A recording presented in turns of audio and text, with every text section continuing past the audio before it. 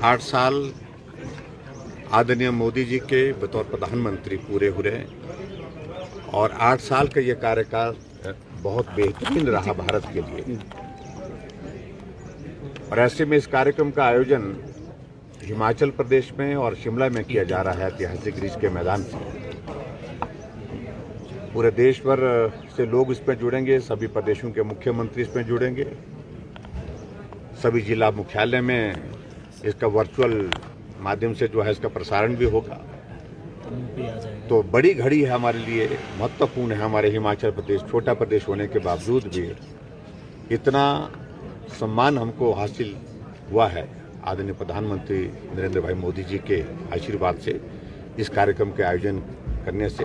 और बहुत उत्साहित है हिमाचल प्रदेश के सभी लोग, और स्वाभाविक रूप से प्रधानमंत्री नरेंद्र भाई मोदी जी का जिस तरह का एक बहुत करीब का रिश्ता, दिल का रिश्ता हिमाचल के साथ है, तो निश्चित रूप से इसमें हिमाचल प्रदेश को बहुत बड़ा एक लाभ मिलेगा। मौसम के खराब रहने की संभावना भी जताई जा रही है। अगर मौसम खराब रहता है उसके लिए अरेंजमेंट्स किस तरह के किए गए हैं?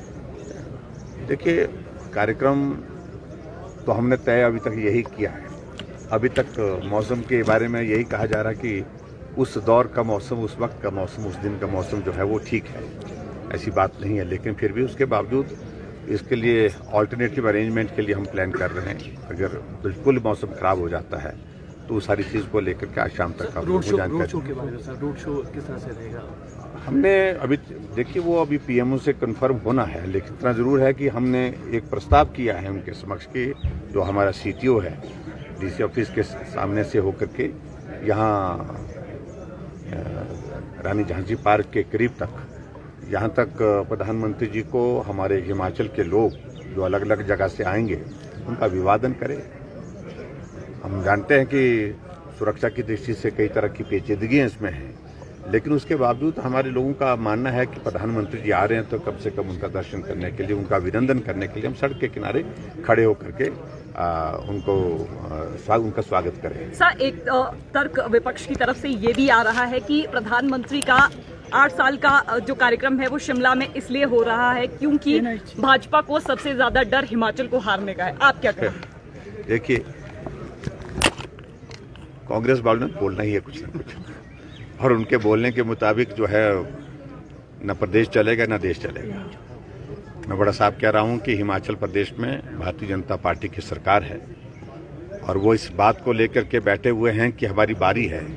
और उनको इस बात को मैं बार बार कह रहा हूं, उनको समझ लेना चाहिए कि अब जो है रिवाज बदल गया है, रिवायत बदल गई है।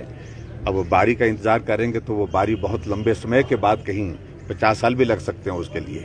अब बारी जिसकी आई है वो चलती रहेगी। इन्विटेशन के लिए हमारे सब पार्टी कार्यकर्ता लग पड़े।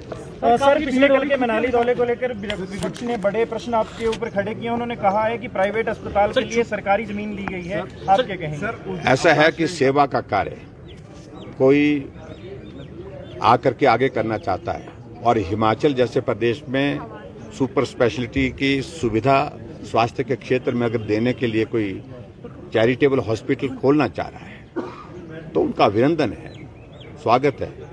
और जहां कांग्रेस की बात है, कांग्रेस वाले जिस तरह से वो कल वो ड्रामा करने की कोशिश कर रहे थे, उसमें आपस में ही सिर माथे फूटने की नौबत आ गई उनकी। सर, छुट्टी का है सर, छुट्टी अवकाश का रहेगा उस दिन? अभी नहीं। Thank you sir.